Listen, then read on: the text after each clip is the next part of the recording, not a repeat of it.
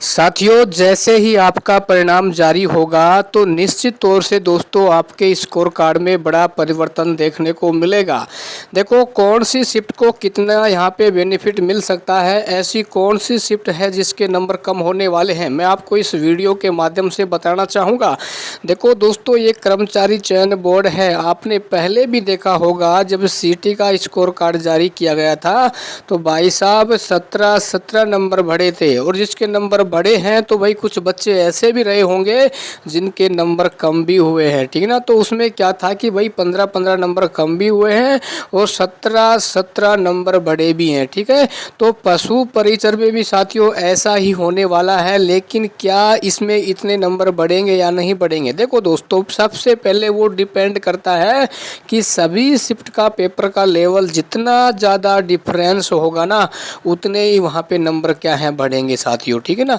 यदि मान लो सभी शिफ्टों का डिफरेंस ज़्यादा कुछ नहीं होता है, नॉर्मल होता है, तो उस कंडीशन में जो आपके नंबरों में प्लस माइनस होते हैं ना, यानी जो आपके नंबर बढ़ते हैं और घटते हैं वो बहुत ही कम होते हैं। हो सकता है 3 या 4 नंबर उस कंडीशन में बढ़ते हैं, ठीक ना। लेकिन पेपर का लेवल ज़्यादा ही डिफरेंस हो जाता है तो साथियों फिर सीटी की तरह ही इसमें हाल हो सकता है। क्योंकि आप सोच सकते हैं यार, जिस बंदे के 17 नंबर बढ़ जाए तो उसने शायद सपने में भी नहीं सोचा होगा। और आप यहाँ पे देख पाएंगे कि इस भाई की भाई उस समय क्या है, जैसे ही 17 नंबर बढ़े थे तो चुटकियों में इसकी पात्रता क्लियर हो गई। यानी जो पहले निराश होकर बैठे हुए थे, और मैं पहले भी कहता हूँ, हरदम कहता हूँ, चाहे कोई भी बोर्ड है उसको नॉर्मलाइजेशन की प्रक्रिया को नहीं अपनाना चाहिए।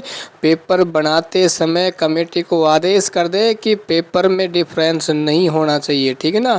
क्योंकि बच्चे मेहनत करते हैं, अरे दिन रात मेहनत करते हैं, तब जाके वो अच्छे नंबर लेके आते हैं, और आप पेपर का वहाँ पे लेवल बिगाड़ देते हैं, पेपर की ऐसी तैसी कर देते हैं, और फिर नॉर्मलाइजेशन नामक शब्द सामने आ जाता है, जिसको सुनकर एक मेहनत करने वाला वो स्टूडेंट यदि मान लो गलती से उसका पेपर आसान शिफ्ट में हो जाता है तो भाई साहब उसका तो ये समझ लो जब तक परिणाम जारी नहीं होगा उसको नींद है वो हराम हो जाती है। और ऐसा ही पशु परिचर में हो रहा है। और साथियों मेरा तो ये मानना है ये नॉर्मलाइजेशन है एक लॉटरी की तरह होता है। जिस प्रकार साथियों लॉटरी में अपन पर्ची डालते हैं और जैसे उसमें हाथ डाल के उठाते हैं तो किसी को कुछ नहीं पता भाई साहब किसका भाग खुल जाए और किसका भाग उस डिब्बे में बंद हो जाए, ठीक है ना।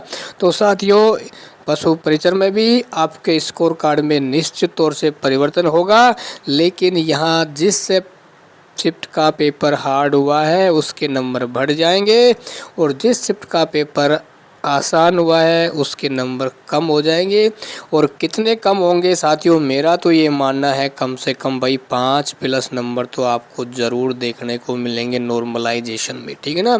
क्योंकि जितनी भी भर्तियां हुई हैं आप उठा के देख सकते हैं, चाहे रीट पात्रता हो, चाहे पटवारी की हो, चाहे सीटी की हो, इन सभी में जब नॉर्मलाइजेशन हुआ है तो हार्ड शिफ्ट के नंबर कम से कम 5-5, 6-6, 10-10 और 15-15 प्लस नंबर बढ़े हैं, ठीक ना। ये इतिहास है साथियों, इतिहास इस चीज़ को दोहराता है। जब आप पीछे का इतिहास दोहरा के देखोगे ना तो साथियों आगे आने वाला इतिहास भी लगभग वैसा ही होता है।